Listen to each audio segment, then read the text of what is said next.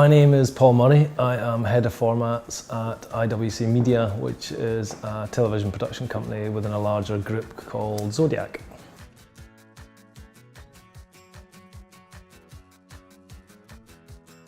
So as Head of Formats, I literally have to come up with new shows, new ideas every day. I work with a small team and we come up with ideas for every broadcaster in Britain with the kind of idea or the ambition that you make a programme that you can replicate, so that's what makes it a format. It's repeatable, and ultimately you hope to be able to sell it to other territories around the world. So it's got to have some sort of universal appeal as well.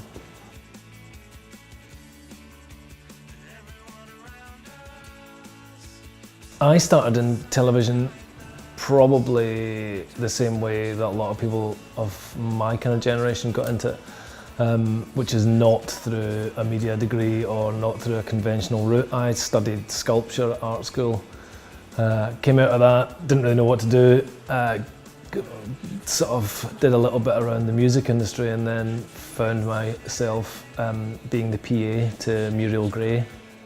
So I made teas, coffees, toast, answered the post, sent letters around, and so that's how I got into the industry. And from there, I got a research job on a car programme and just got more into the research and production side. Found that I liked it. Eventually became a producer, not a director. I never really wanted to direct. And from there, sort of found myself in the bit of production that was making up TV programmes. I quite liked that. I quite liked that sort of sense of creating something from nothing. I've been doing that ever since.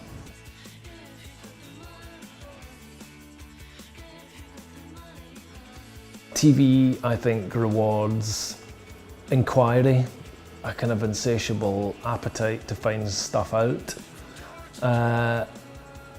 hard work, being pleasant to be around, never saying no to things, because certainly now TV's a low margin industry. There's no time, there's very little money, but it's exciting and interesting. So I think from an early age, if you're someone that people can depend upon, that you're good to be around in stressful situations, you've got things to contribute, actually weirdly, you become very useful, because you don't tend to, there are areas of expertise in television, but there's not that many. Like scripted, anything to do with drama is quite specialised, and probably anything to do with natural history is quite specialised. But other than that, most people's CVs are full of different shows, car shows, cooking shows, documentaries, entertainment shows. So it's not like you can get to do one thing brilliantly. You need to get to know how TV is made. And I think once you know that, you can work out what would make you a valuable member of that team.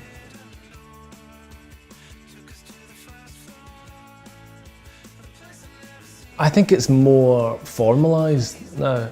There are media degrees that people do.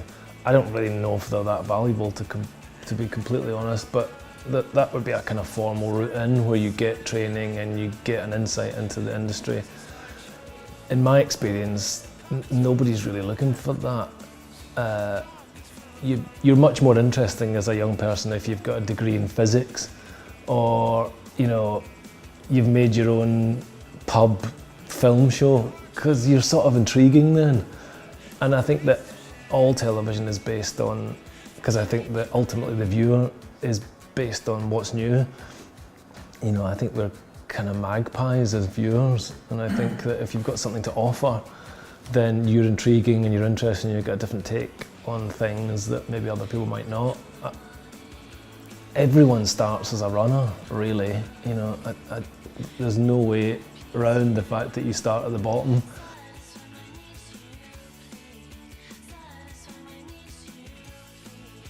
Broadcast television just now in Britain is still quite traditional. It's trying to change its model, but it's essentially a commissioning, broadcaster publishing commissioning model. So there's all the broadcasters that you know of They commission individuals or production companies to come up with new shows. It's quite formalised. You probably won't get a show away if you're on your own. You need to do it through a production company. It's quite slow. It relies on a few people making all the decisions.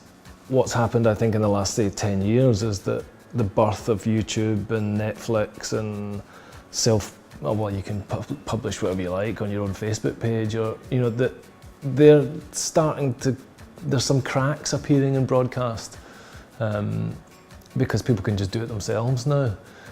I think there's still,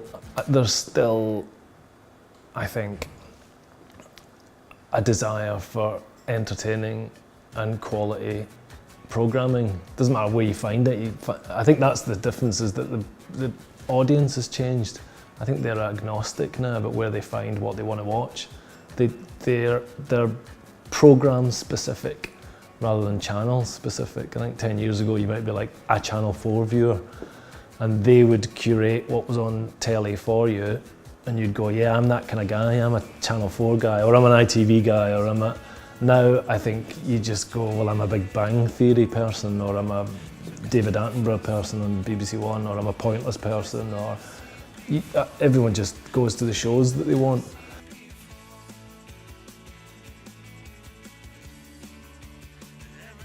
I mean, if you think of how sophisticated the trails and marketing of anything is now, whether it's a 30-second spot ad on any of the commercial channels, a trailer for a movie, a trailer for a game, something that, you know, a little something on YouTube or the internet that's going to go viral.